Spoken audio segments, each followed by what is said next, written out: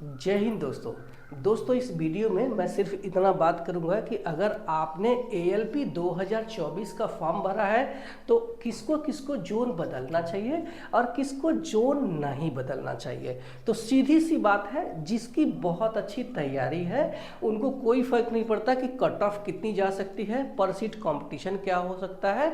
तो आपको अपना जो है जोन जो आपने पहले सेलेक्ट कर लिया है उसी पे रहने देना चाहिए।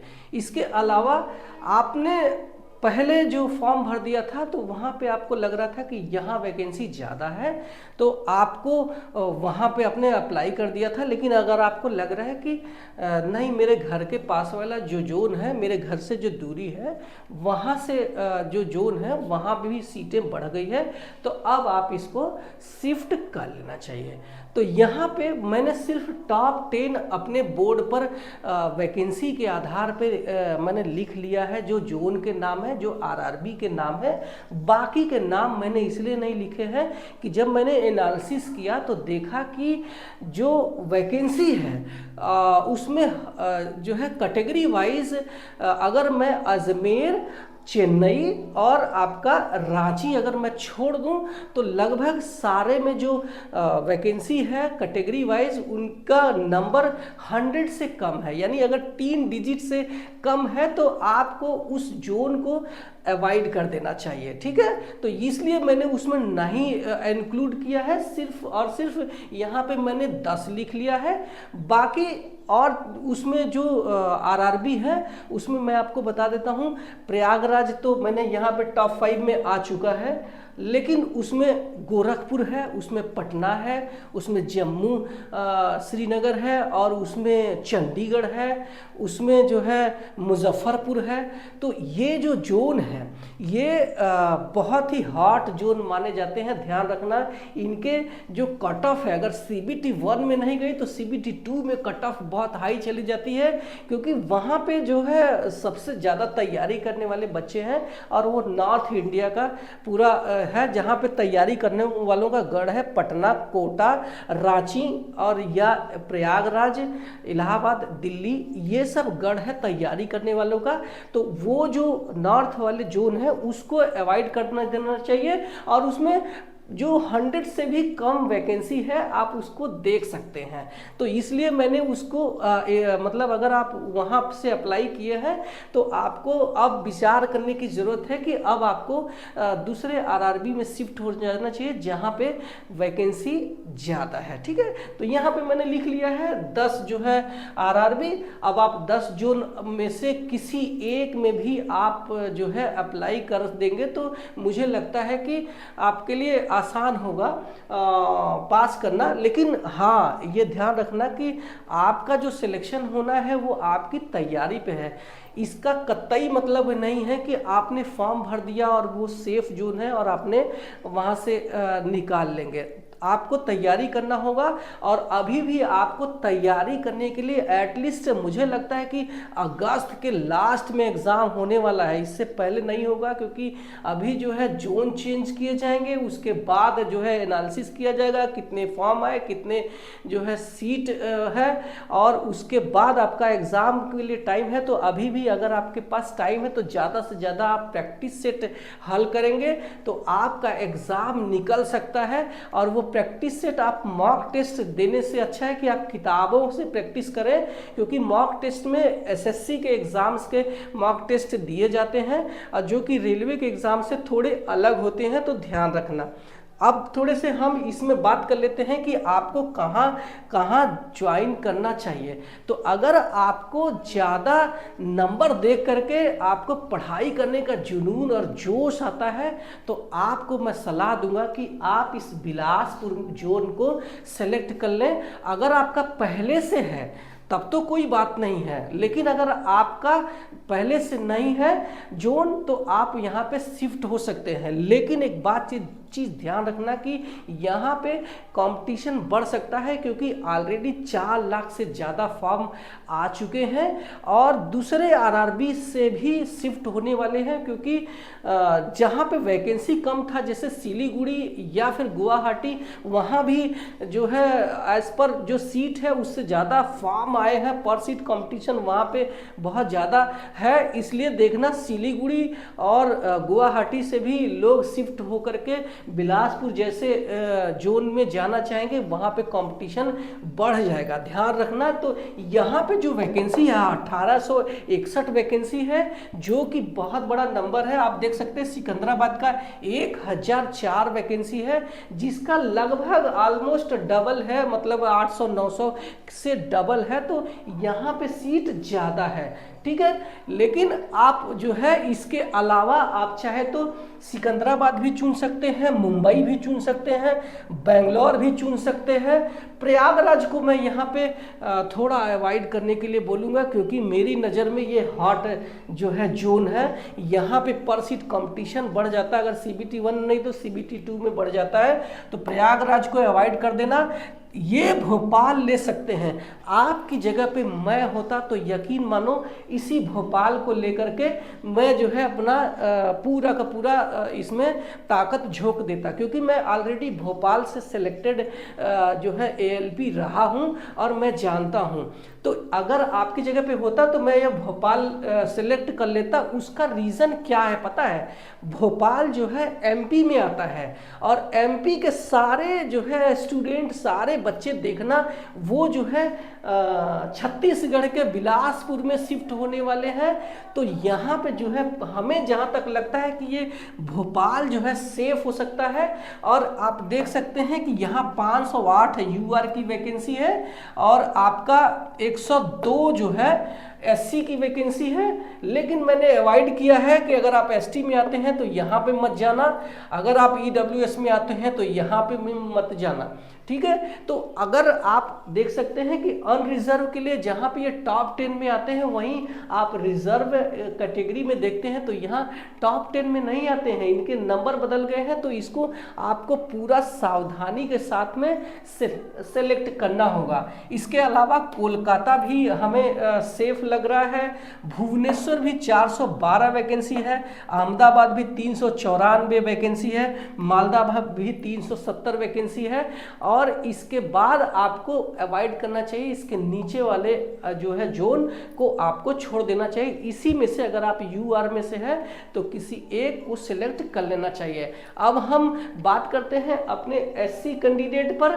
तो आप देख सकते हैं बिलासपुर में सबसे ज़्यादा जो है वैकेंसी है, 616 वैकेंसी है, ठीक है। लेकिन आप देख सकते हैं कि बिलासपुर का जो रीजन है, जो क्षेत्र है, जो एरिया है, वो पूरा SC ST जो कैंडिडेट है, जो संख्या है इनकी ज़्यादा है, तो वहाँ पे फॉर्म ज़्यादा इनके डाले गए हैं। तो यहाँ पे जो पर सीट कॉम्पिटिशन है ज़्यादा हो सकता है। लेकिन आप इसमें आकर के सिकंदराबाद शिफ्ट हो सकते हैं, मुंबई शिफ्ट हो सकते हैं। लेकिन एक फ़ायदे की बात मैं यहाँ पे आपके लिए करने वाला हूँ, कान खोलकर सुन लेना कि ये सिर्फ आपके लिए 616 वैकेंसी नहीं है, आपके लिए 1861 वैकेंसी भी है। ये UR का मतलब जनरल या सामान्य छात्रों के लिए नहीं है। इसमें जो है रिजर्व कैटेगरी वाले भी अगर आपने उतने नंबर ला देते हैं तो आप 1861 वैकेंसी में भी आप अपनी जगह बना सकते हैं, ध्यान रखना।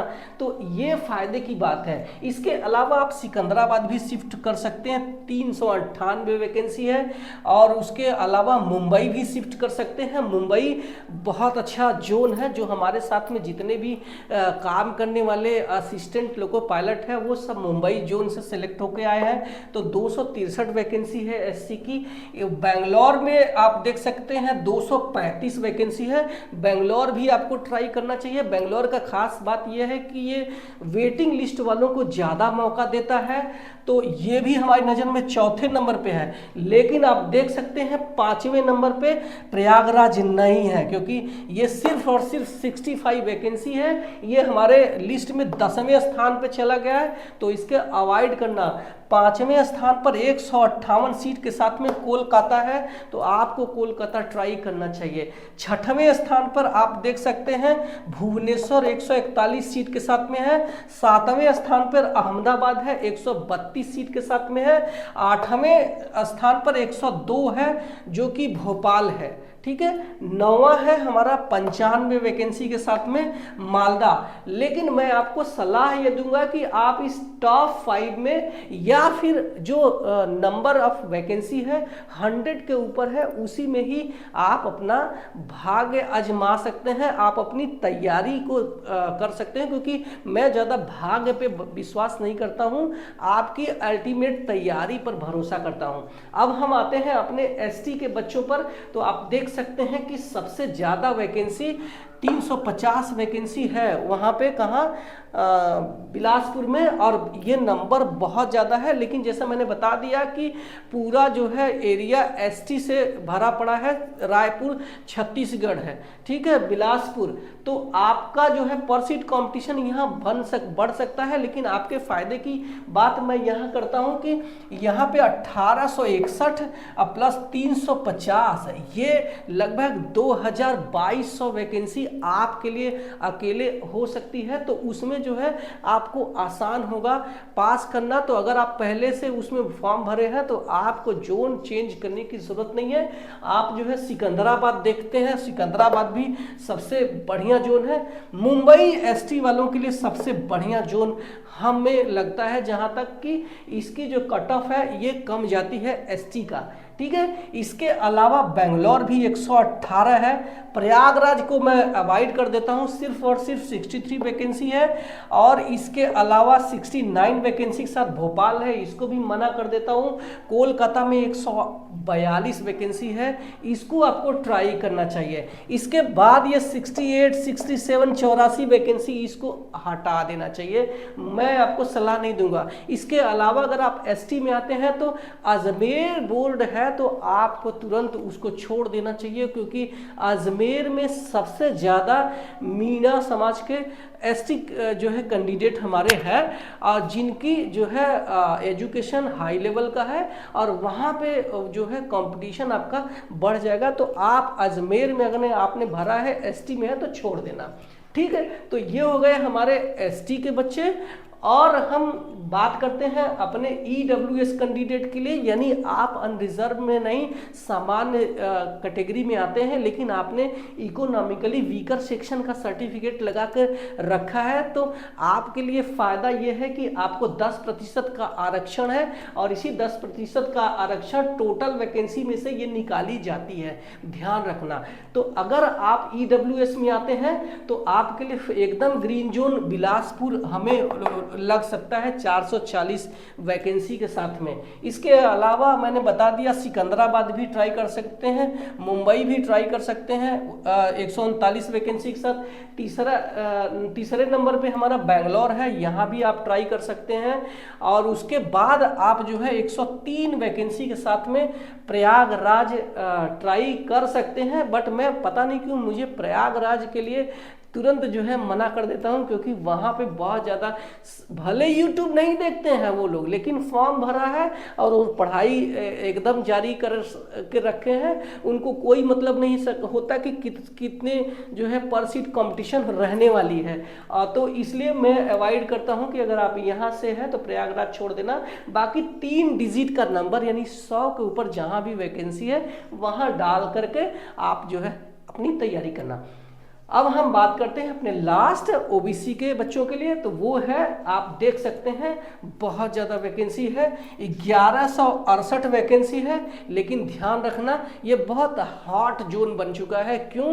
क्योंकि सारे यूट्यूबर और सारी जो है वैकेंसी देखते हुए मैं जब कमेंट अपने चेक करता हूँ और पूछता हूँ कि आपने कहाँ से फॉर्म भरा है, तो बहुत सारे लोग कमेंट करते हैं कि मैं बिलासपुर से भरा हूँ। तो बिलासपुर में भी कंपटीशन बढ़ सकता है, लेकिन आपको वहीं पे अगर रहना चाहिए जो पहले से अगर आपने है, तो आप अपनी तैयारी बिंदास करो, छोड़ने की ज़रूरत नहीं है। एक सवाल मेरे से हमेशा पूछा जाता है कि सर मैंने अहमदाबाद से किया हूँ तो क्या मुझे बिलासपुर चेंज कर लेना चाहिए, सर मैं बिलासपुर से हूँ तो क्या मुझे अहमदाबाद चेंज करना चाहिए। तो मुझे नहीं लगता कि अगर आपने टॉप 10 के जो है आरआरबी को ले लिया है तो अब आपको ज़रूरत नहीं है इसको चेंज करने की, ठीक है। तो ये है। और उसके बाद आप देख सकते हैं कि मुंबई में भी 471 वैकेंसी के साथ में तीसरे स्थान पे है, और 643 वैकेंसी के साथ में आपका ओबीसी का जो है सिकंदराबाद में दूसरे स्थान पे है। चौथे स्थान पर 426 के साथ में हमारा कौन सा है, ये है हमारा बेंगलोर, ये अच्छी खासी वैकेंसी है यहाँ तक। उसके बाद आप देख सकते हैं मैंने यहाँ पे प्रयागराज को हटा दिया है क्योंकि ये 10वें स्थान पे चला गया। आप देख सकते हैं अजमेर में ही 204 वैकेंसी है, ठीक है। तो 204 वैकेंसी के साथ में 9वें स्थान पे है। यहाँ पे मैंने 11 इसलिए जोन लिख लिया, यहाँ भी 11 जोन इसलिए लिख लिया क्योंकि ईडब्ल्यूएस का अजमेर भी हमें 8वें स्थान पर देखने को मिल रहा था।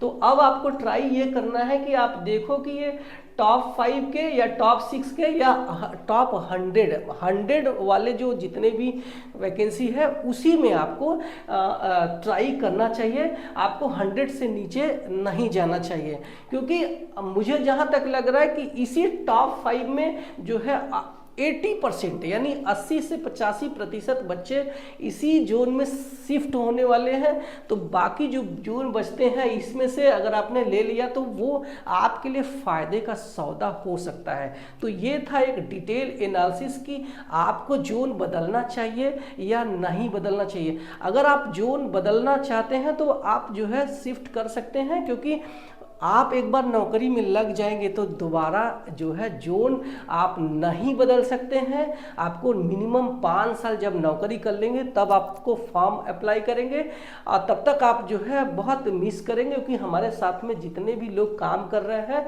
यकीन मानो जब बेरोजगार थे तो उनको कैसे भी करके नौकरी चाहिए, जो कि अभी भी आपकी भी यही सोच होगी कि पहले नौकरी दे दो बाद में हम ट्रांसफ़र लेंगे। और अब जो है वो रो रहे हैं क्योंकि ट्रांसफ़र नहीं हो रहा है। तो अब जो है आपको अपना सोच समझ के इसी टॉप 10 में से अपने आरआरबी को सिलेक्ट करके अपनी जो है तैयारी अभी से कर दो। अभी एग्जाम होने में टाइम है, आपका एग्जाम निकल सकता है, ठीक है।